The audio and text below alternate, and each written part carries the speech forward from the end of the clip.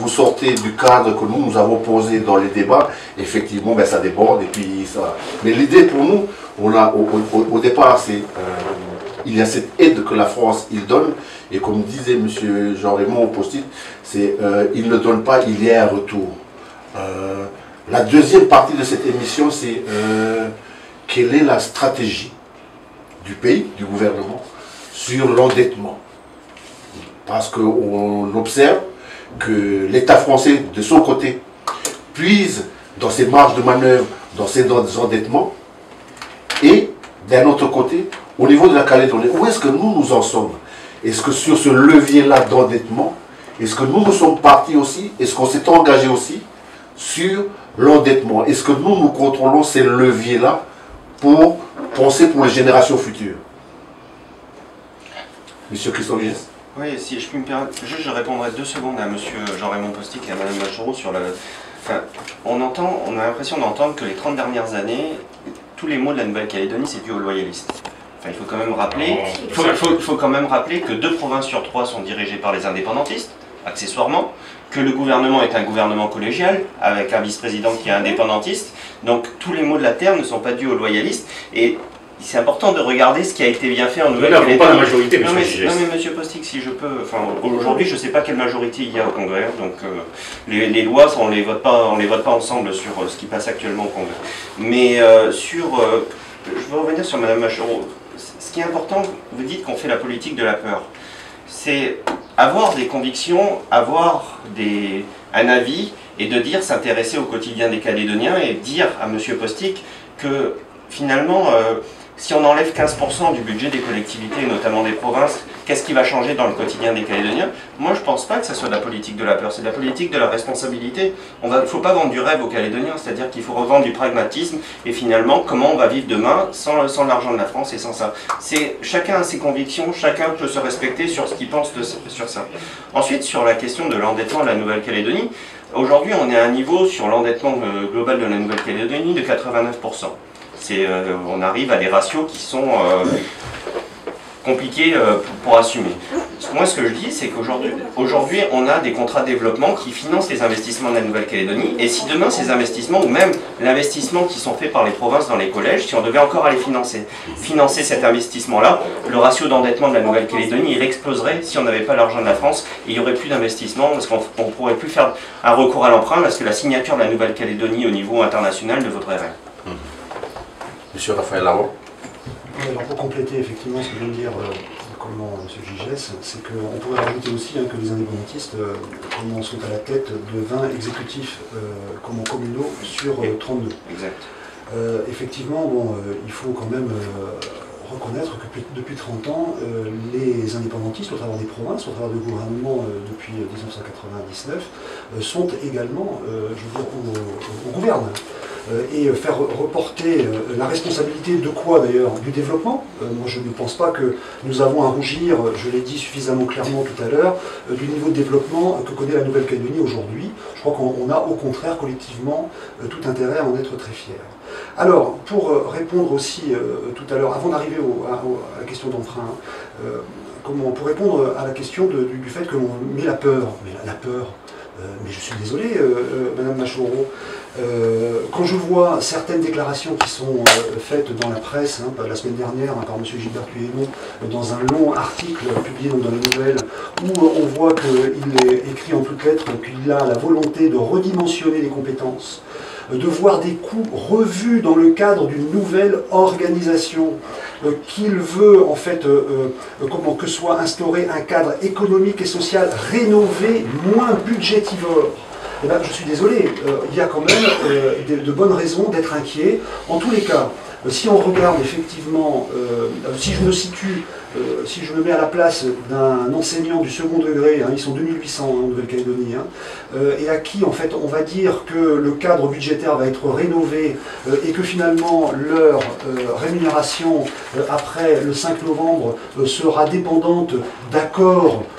À vrai dire, on ne sait pas trop, en tous les cas, d'accord avec je ne sais qui et avec je ne sais quel pays, je pense que oui, il y a de quoi quand même développer un peu de peur, hein, parce que là on est dans quelque chose qui n'est pas suffisamment clair et suffisamment explicité, suffisamment chiffré.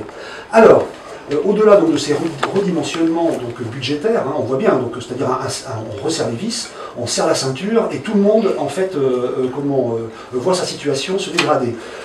Pour continuer en fait à compenser les 150 milliards, eh bien il y a aussi, j'ai entendu, la question donc, de l'endettement.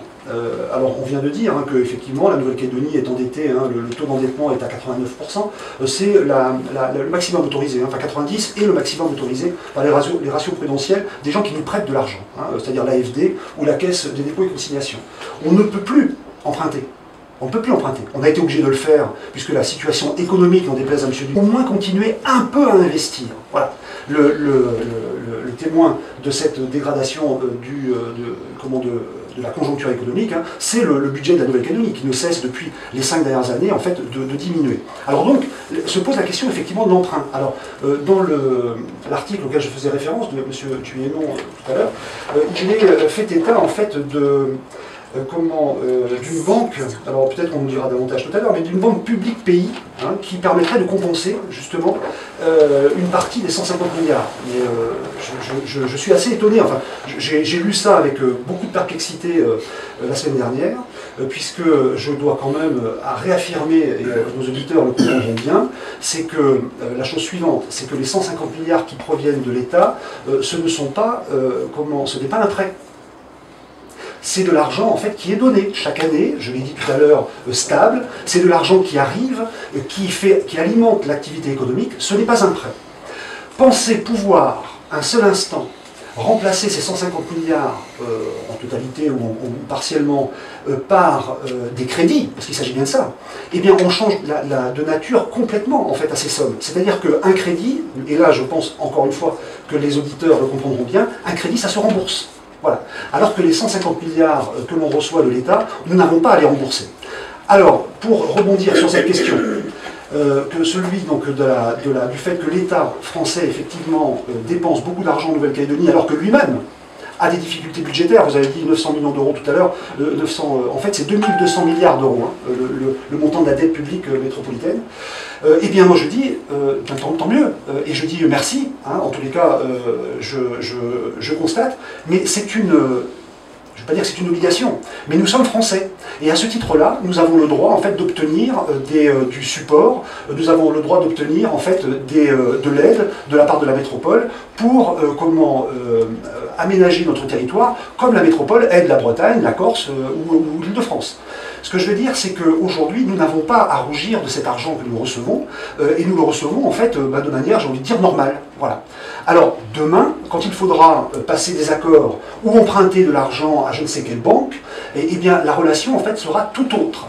Et il faudra, ne l'oubliez pas, également rembourser. Hein, parce que si c'est une banque, évidemment, c'est de l'épargne qu'il faut ensuite rembourser. Si ce sont des entreprises internationales, des multinationales, et bien là, je peux vous assurer que les dépenses qui seront de leur part effectuées en Nouvelle-Calédonie n'auront pas, je dirais, la même nature que les dépenses faites par l'État français. En tous les cas, il n'y aura pas la même bienveillance. Ça, c'est une évidence. Et les retours que faisait...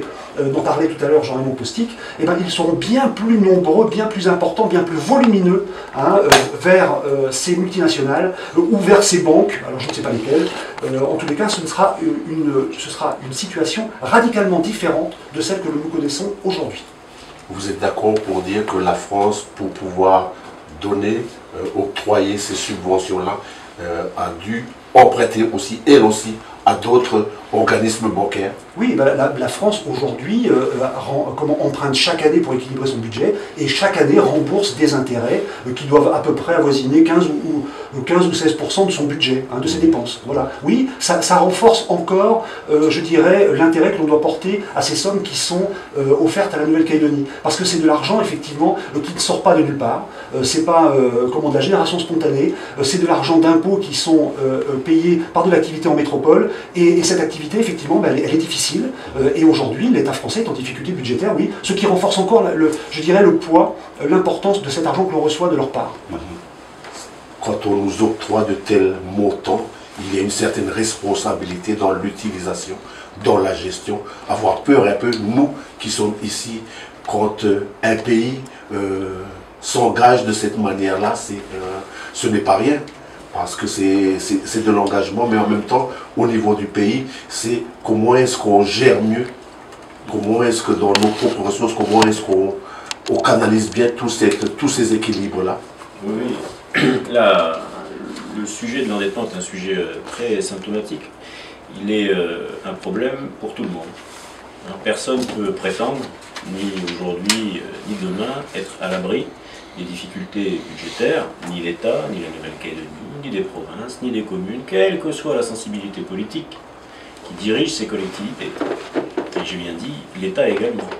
Parce que chaque collectivité est toujours sujette au même dilemme qu'au départ, comment faire le mieux au bénéfice de la qualité de vie des Calédoniens, avec les ressources dont on dispose. Et, qu'on le veuille ou non, ici comme ailleurs, les besoins de la population progressent. Et notre souhait de contribuer encore plus à les satisfaire progresse. Donc la difficulté qu'on a eue, ici et ailleurs, et partout, je le redis, c'est d'avoir, sans alourdir ce qui est déjà le montant ou le niveau des ressources, des recettes fiscales récupérées ou récoltées partout, d'avoir des outils complémentaires. Je rappelle que la Nouvelle-Calédonie a un petit dispositif, le budget de la Nouvelle-Calédonie a un petit problème en plus à gérer, c'est qu'elle est obligée de compenser les ressources quand elles font défaut aux communes. Donc elle est obligée de prendre sur ses ressources pour rajouter des ressources aux communes, et elle l'a fait ces dernières années, donc ça fait double effet qui se coule, c'est double peine, et donc ça lui fait encore moins, et donc souvent son endettement progresse. Mais aujourd'hui, vous ne pouvez non plus avoir que peur, pour l'instant, et puis tout à l'heure j'entends beaucoup d'anxiété, un discours un peu anxiogène, on se renvoie à la peur les uns aux autres. Moi j'ai pas peur du tout, il ne faut pas avoir peur, ni d'ailleurs du non à l'indépendance, ni d'ailleurs du développement de l'économie qu'il faut que de toute façon nous promouvions là où on est, ni refaire l'histoire sur 80 milliards de la STCPI, où est-ce qu'ils sont partis comme si tout d'un coup à la STCPI il n'y avait qu'une sensibilité politique. Je vous rappelle qu'à la STCPI, c'est la conjonction des trois provinces, et qu'à la STCPI, c'est les non-indépendantistes et les indépendantistes qui ont fait le choix qu'ils ont fait. Donc il ne faut pas non plus tout mélanger, tout d'un coup il n'y aurait que les uns qui auraient pris de mauvaises décisions. On est tous, aujourd'hui, il faut qu'on le soit, collectivement responsables. Et je ne comprends pas pourquoi il faudrait se demander comment se priver de certaines choses, alors que si on les a, pourquoi ne pas les conserver? Conservons-les et développons ce qu'il faut développer par ailleurs. Sur l'endettement, c'est très rapide. L'endettement, ça ne peut pas être, évidemment, chacun le comprend bien, vos auditeurs, on ne va pas non plus à la banque chaque jour pour dire tiens, prête-moi 10, puis prête-moi 50, puis prête-moi 100, puis prête-moi 1000, ça c'est pas possible. Donc c'est pareil pour les collectivités, même si les règles sont un peu différentes, il y a toujours ces exercices, mais cet endettement, il est surtout, il faut le comprendre comme ça, il est surtout nécessaire pour soutenir l'investissement, l'activité économique. Ça ne suffit pas, bien sûr, mais chaque collectivité, Nouvelle-Calédonie, province sud, province nord, province île, commune, fait des efforts financiers, au bénéfice des économies, de l'économie calédonienne et des entreprises, à son détriment, puisqu'il faut qu'elles payent des intérêts, pour soutenir cette activité. Et c'est important juste de se redire que l'État en Calédonie est un partenaire, comme la SLN est un partenaire, comme l'entreprise de la province nord et de la province sud est un partenaire. La SLN, imaginez la SLN ferme demain. Imaginez. Tout le monde autour de la table va se trouver absolument catastrophé. Et pourtant, la SLN verse 4 fois moins de cotisations et de salaire, et encore je pense que c'est plutôt 5. Donc c'est pas une question de dire qui est plus important que l'autre, tout est important à notre équilibre. Et simplement, dans notre discours, Calédonie Ensemble, l'idée c'est plutôt de se dire, on bénéficie de ces transferts-là, là où ils sont, ils bénéficient, je le maintiens, aux Calédoniens et à l'amélioration de la qualité de vie des Calédoniens en général, mais il faut maintenant se tourner vers le développement, la diversification de l'économie calédonienne. C'est un objectif qu'on peut que partager, j'imagine. On n'aura peut-être pas le temps d'en parler aujourd'hui, mais c'est très important parce que quelle que soit la réponse des Calédoniens le 4 novembre, de toute façon, dès le 5, il faudra continuer de se demander comment boucler les budgets, bien sûr. Ils sont rationalisés, les budgets. Je veux rassurer Mme Machereau, mais elle le sait, puisqu'elle est très assidue dans nos discussions budgétaires au Congrès. Elle sait très bien quels sont les efforts qui ont été accomplis, notamment au budget du gouvernement, mais dans d'autres collectivités aussi. Simplement, à un moment, il faut aussi se dire, si on veut être plus proche des Calédoniens, il faut un peu plus de moyens. Et surtout ne pas avoir peur, ne pas se renvoyer un discours de peur ou anxiogène. Moi je ne dis pas que c'est le cataclysme ou le tsunami ou rien du tout. Je dis juste que du jour au lendemain, le 5 novembre, si on n'a plus cet argent-là, qu'on le veuille ou non, même si c'est peut-être pas le 5, le 6, mais si c'est peut-être en 2019 ou en 2020, il faudra quand même trouver de l'argent qui fera défaut, alors que notre objectif c'est pas de compenser de l'argent qui part, mais c'est de trouver de nouveau une richesse économique en Nouvelle-Calédonie. Je suis absolument d'accord avec ce qu'il m'a dit. Effectivement,